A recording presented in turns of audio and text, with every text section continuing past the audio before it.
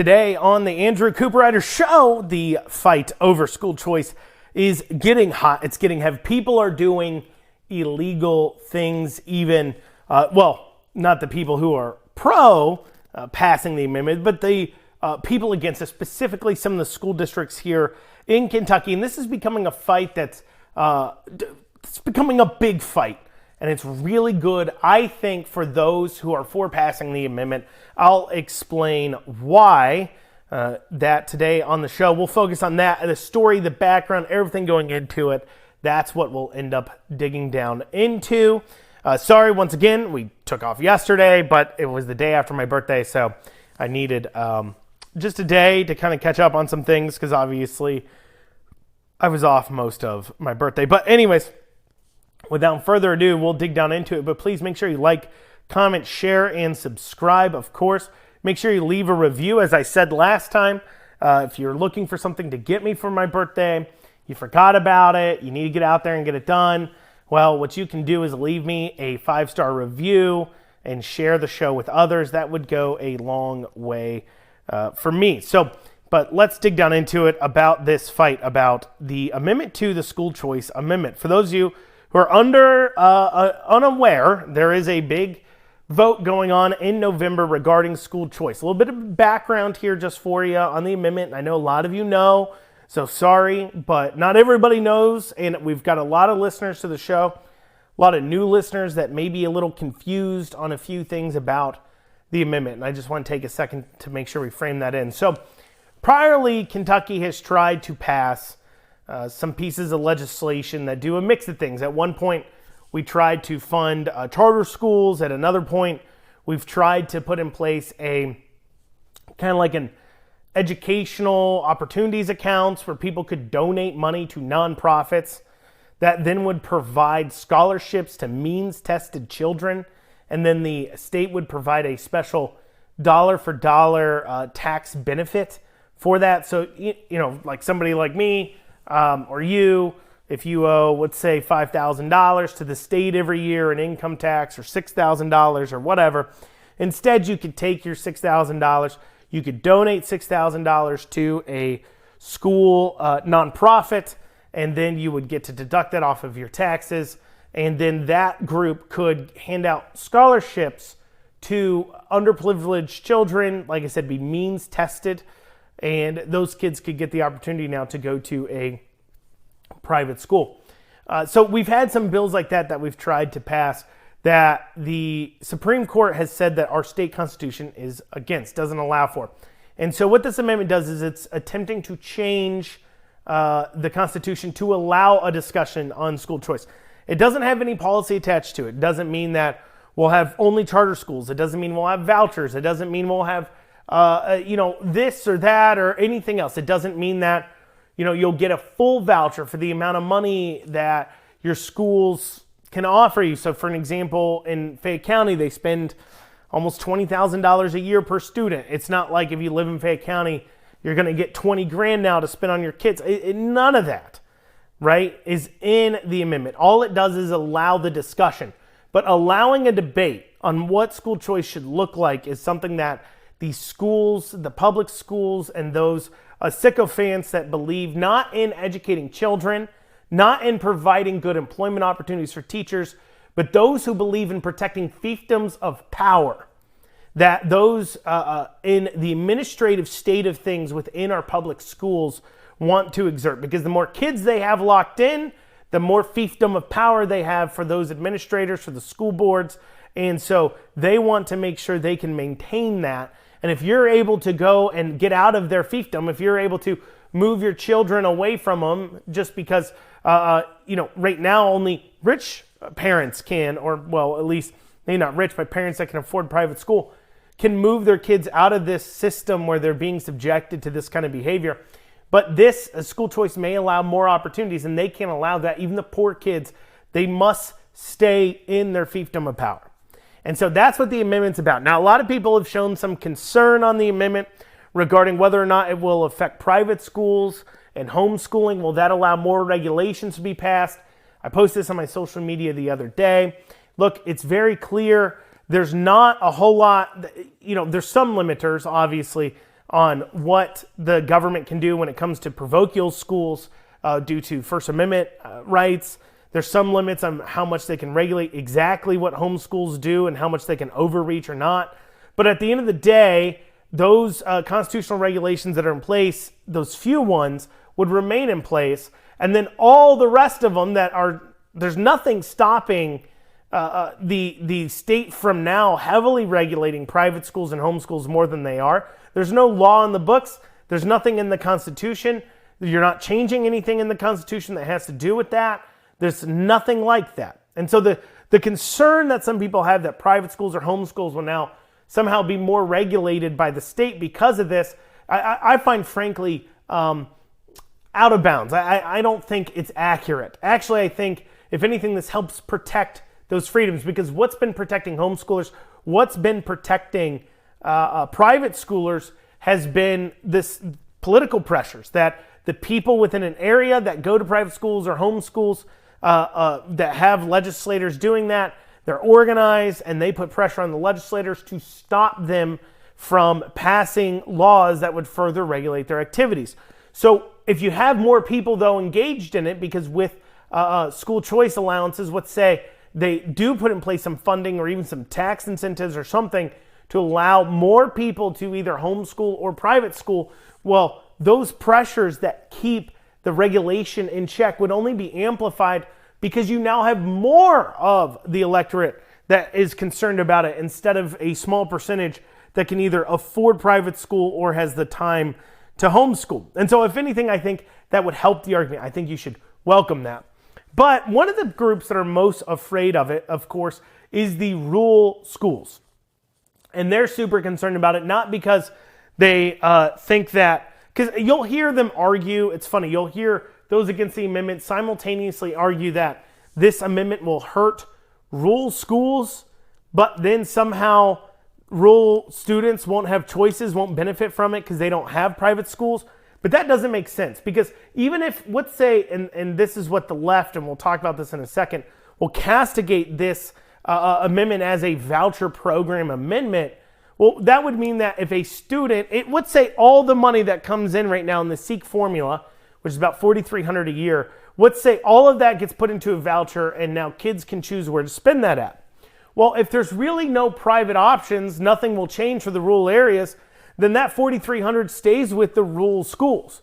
They act like, well, money's going to be taken out of our school system and put elsewhere. Well, it'll be taken out if you lose students and you're being paid per student, and then they take their amount they're being paid per student elsewhere. Sure, that may hurt a school, but if they have nowhere to go, how does that hurt your school? How does that suck funding out of rural areas? And it's because a part of what they're claiming they know isn't true. Well, they know that there's not a whole lot of private options in rural areas right now. They know that if it becomes more attainable by more people to educate kids in a way that makes sense for their children, to educate their children in a way that makes sense for what their kid needs, and more people have the option to opt out of public schools, they will. So they can't argue the first thing that I laid out about there not being any options, so it doesn't benefit them. That's not the case. They have to put that to the side, because clearly it will open up options. That's why the rural schools will be hurt. It'll open up things like homeschool pods. It'll open up things like private schools may come into an area where they didn't priorly exist. And so they know that. They know that. They may think you're dumb enough to believe that simultaneously kids will have nowhere to go, but somehow kids will be able to take their money elsewhere. They may think you're dumb enough to believe that, possibly, but they know. They're not dumb enough. They know exactly what the concern is, but they can't say it out loud, because if they say it out loud, they'll lose. If they turn to their rural area parents and say, if this amendment passes and a funding scheme gets put in place that allows you all to go elsewhere, we're so bad at our jobs that we think a good percentage of you will go elsewhere, and then we're going to lose out on funding. So please don't vote for this amendment so we can continue to do a horrible job. I mean, that's what's scary to them, right? What the entire problem public schools have with school choice is the fact that they suck. And they know they suck. That's the other thing that I think is incredibly sad, is that we literally have a system, these public school systems, that are fighting tooth and nail against school choice, but nobody talks about why they're fighting tooth and nail against school choice. Because they know that given the option, parents will leave their schools. And rather than trying to say, you know what do we need to fix at our schools to make them work better where parents won't want to leave, the response is to say, no, let's lock them in place. Let's keep them here. Another claim I saw on a post I made was that it would delete teaching jobs, which is frankly also insane.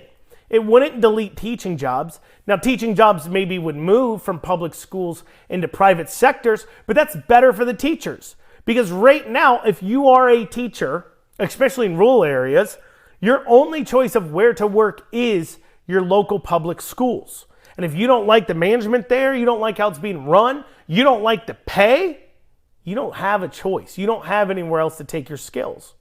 But if school choice comes into play and there's more options now into the areas, well, teachers now would get a choice of where to go, which means that their pay would necessarily have to go higher. And I've laid it out. And they could say, well, there's not enough funding to pay teachers more. They'd pay teachers more if they could. That is also false. Because remember, even when Amy Bashir was claiming he wanted to pay teachers more, he didn't want to pay teachers more. He wanted to pay everybody at the school more. But here's the not so dirty little secret. Not so secret, dirty little secret. And that is that they are not interested in paying teachers more because they're interested in using teachers' pay as a smokescreen, as a shield, as a reasoning for the public schools to demand more money and pull on the heartstrings of people in the area. But now, though, if teachers actually do have other options and people wonder, wait, how is this teacher making way more than I am? But yet per student, it only costs a fraction of it. Because let's say you get just the state voucher, $4,300.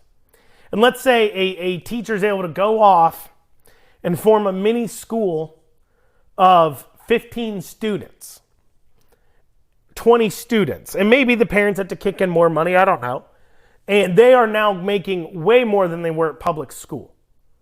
Well, a teacher that teaches now 20 students, the same ratio, at the public school would turn around and say, why do they have the money to be paid twice as much as I am with the same amount of students? Where's all the money going with funding that you're receiving for these kids? That would leave to those actions, those conversations. So no, it does help the teachers, and the jobs don't get deleted because the kids still need taught. They still need taught. And apparently we're in a teacher shortage anyways. So, So that kind of lays out what the rural schools are worried about. So what's been happening recently? Well, there's been a fight now going on regarding public schools using their taxpayer funds to campaign against Amendment 2, something that's clearly illegal. So a few days ago, Pulaski County Schools made a post on their Facebook telling people to vote no on the amendment. And then they posted that on several of their other Facebook pages. They then proceeded to also put it on their sign out in front of the school. This is clearly a violation because a taxpayer-funded entity cannot use resources, and you may say a Facebook page isn't a resource, to which I say you're being disingenuous. People follow the page because you're this taxpayer-funded entity. The people who make the posts on the page are funded by tax dollars. The management of the page and growth of the page has been handled by tax dollars. And so with that in mind, clearly making a post is abusing, one, your position in government, and two, the tax dollars that have went into managing and growing those social media entities. So they make these posts. Well, that then leads, of course, some people to notice and be upset. And one of those people was Raising Voices. And Raising Voices made a post about on Twitter. I made a post about on Twitter. And Corey DeAngelis, which is a school choice advocate, he's a national advocate. He has about 140,000 followers on Twitter. He then made a post about the Pulaski County incident, and that started an entire a fight that was drug out to the open. We actually have a news story on it from WDRB. Let's take a listen to what they had to say. Tonight, Kentucky's Attorney General is weighing in on whether school districts are allowed to lobby against a proposed constitutional amendment on school choice. WDRB's Lindsay Allen explains the debate heating up over Amendment 2. And guys, you will remember that voters in Kentucky will decide in November if Amendment 2 passes. Approval would remove the current constitutional barriers that block the state from giving parents state money in the form of vouchers to enroll their children in private or charter schools. So the controversy really started when Pulaski County Schools, 2 hours south of Louisville, posted on its website homepage this, clearly taking a stance on Amendment 2, encouraging citizens to vote no. The school district posted the same image on its Facebook page, and that's where the debate has really taken off. Users saying what they're doing is illegal because under Kentucky law, school districts can't spend taxpayer money on political activities. Well, tonight, Attorney General Russell Coleman weighing in after many requests, he says, to do so, agreeing with that sentiment, saying, quote, public resources may not be used to advocate for or against Amendment 2. He goes on to say the office is prepared to take any necessary action within its authority to ensure these constitutional and statutory limitations are upheld. Now, Pulaski County Schools sent us a statement earlier today saying, quote, this is an educational issue and a school funding issue. The Pulaski board members and superintendent have a right to speak against Amendment 2. So at last check, the post from the school district is still on its website and Facebook page. So the debate continues. So a few things about that news story. One, I want to talk about how they framed it early on in the news segment there. They talked about it being removing barriers to allow vouchers. Now, once again, this amendment, just because it passes, it doesn't guarantee at all that this would create school vouchers. It could be something as simple as creating now charter schools. And for those of you that don't know the difference, a charter school has a charter, an agreement set up, generally with the school board, and it's still governed by the government and the school boards through its charter. And then it has to allow kids maybe in over a lottery. You can make all these rules about what the school has to do and how much they have to do it for. And then it gets privately run with those allowances to put in place charter schools.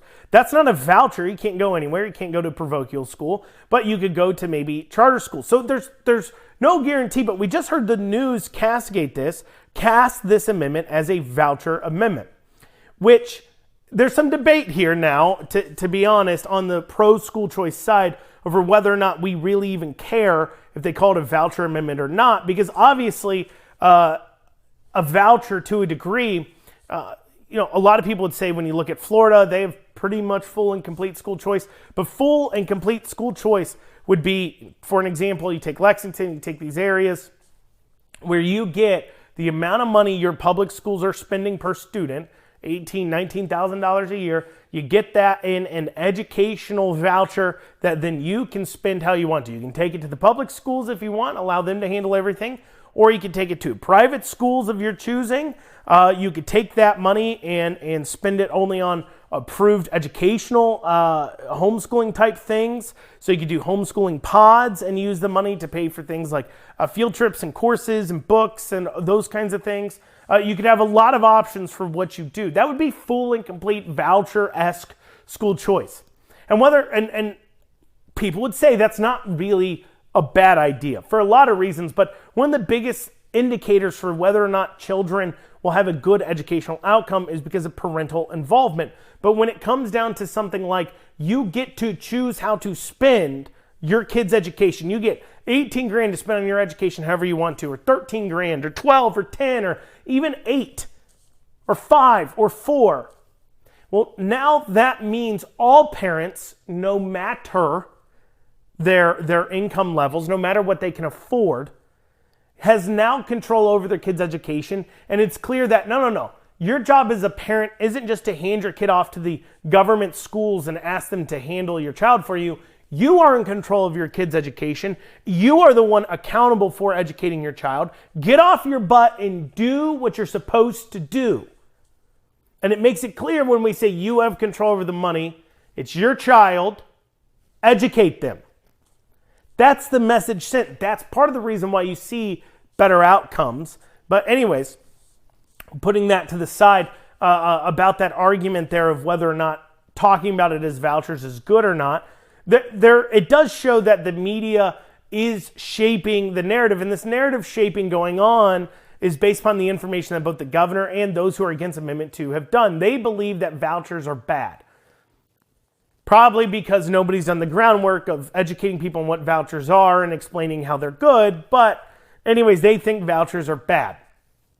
And while it's untrue about the amendment being a voucher amendment, because the left has castigated it that way, but meanwhile, those who are pro the amendment haven't done any of the work of generally one central place. Obviously, you have the governor on the one side, but you haven't really had a central place that has defined the amendment. Those of you who listen to the show know Monday, I talked about Fancy Farm and the speeches that were given on the amendment and my call out.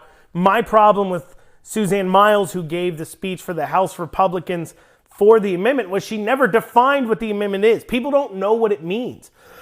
I have people commenting on my social media posts about school choice amendment saying, we don't know what this is. What does it mean?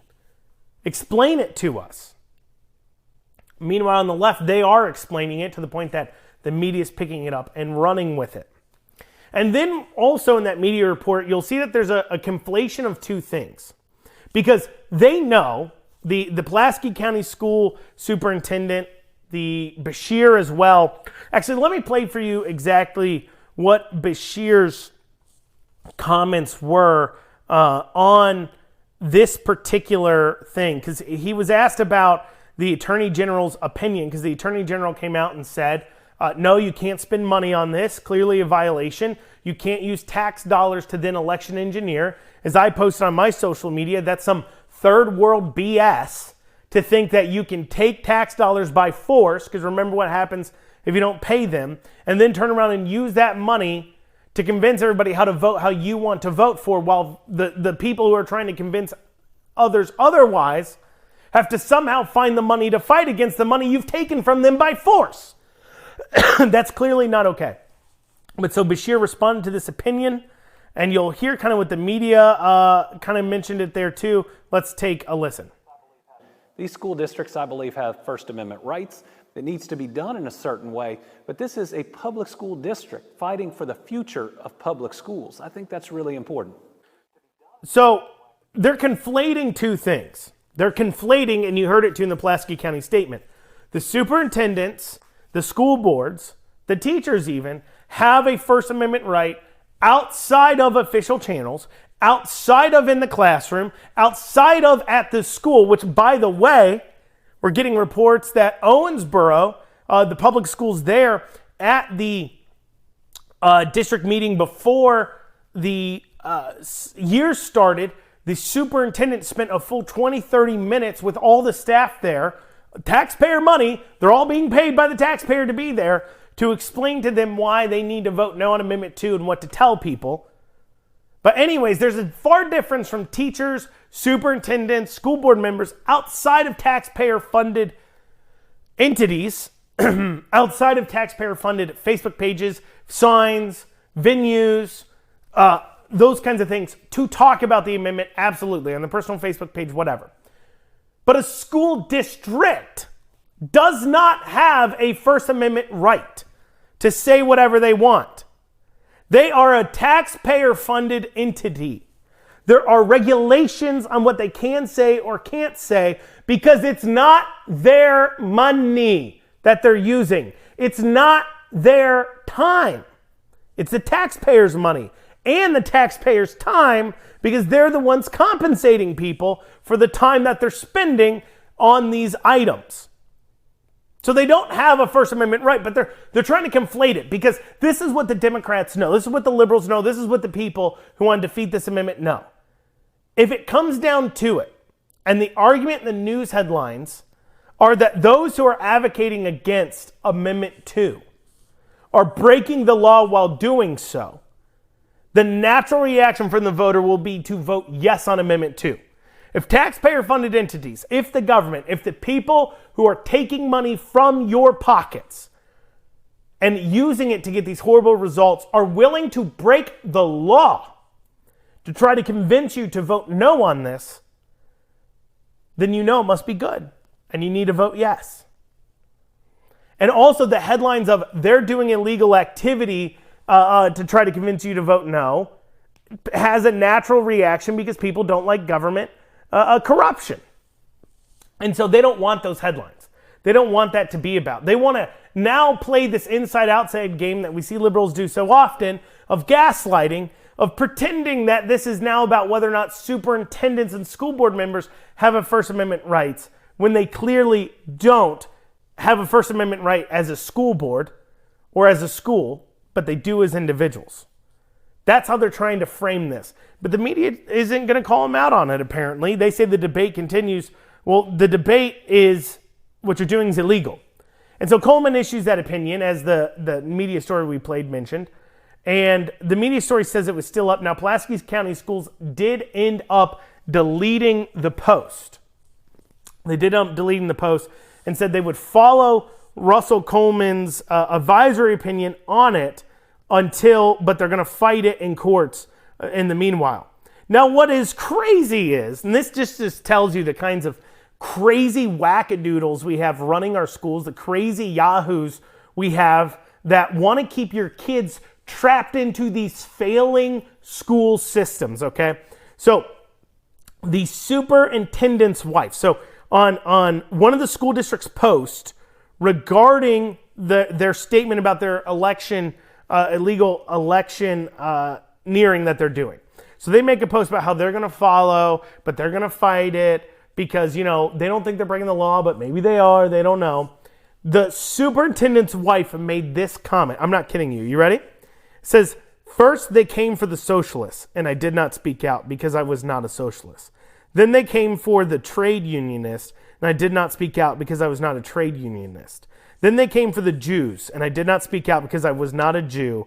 Then they came for me, and there was no one left to speak for me." Martin Niemöller. So it was obviously a quote talking about the Nazis from World War II. So now we have the school superintendent's wife comparing Russell Coleman saying, hey, you can't take that money that you've taken from the taxpayer by force. You can't spend those dollars on elections. That's against the law. That's third world BS. You can't do that. And being told, no, you can't spend the money you've stolen from other people this way. The superintendent's wife responds and says, this is basically Hitler. This is just like the Nazis.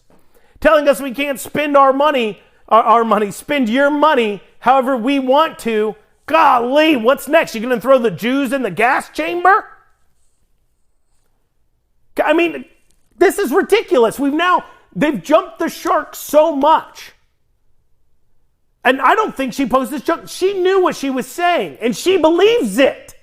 The superintendent's wife literally believes that passing an amendment on school choice, not just passing an amendment on school choice, but not allowing school districts to spend money fighting school choice, taxpayer dollars, fighting in a ballot initiative, not letting them lobby an electioneer on your dime, that is the tantamount to gassing the Jews. These are the people that are teaching your children in these public schools. Those are people that grow up to vote. If there's ever a reason to vote yes on 2, this is it. Because dirty little secret, not so dirty little secret, my son doesn't go to public schools. I already can afford other options and have the time for other options. I'm worried about the people that that my son and me will have to live in this world with. And these types of absolute tyrants, these types of crazy wackadoodles are the people educating the next generation that would be told, no, you can't spend those tax dollars in that way, is the same as gassing Jews. How crazy. How completely insane. So they've complied. We'll see how this turns out, but we'll keep you up to date on everything going on. That's all we have for today. We'll see you back here tomorrow on the Andrew Cooperrider Show. You guys have a great rest of your day.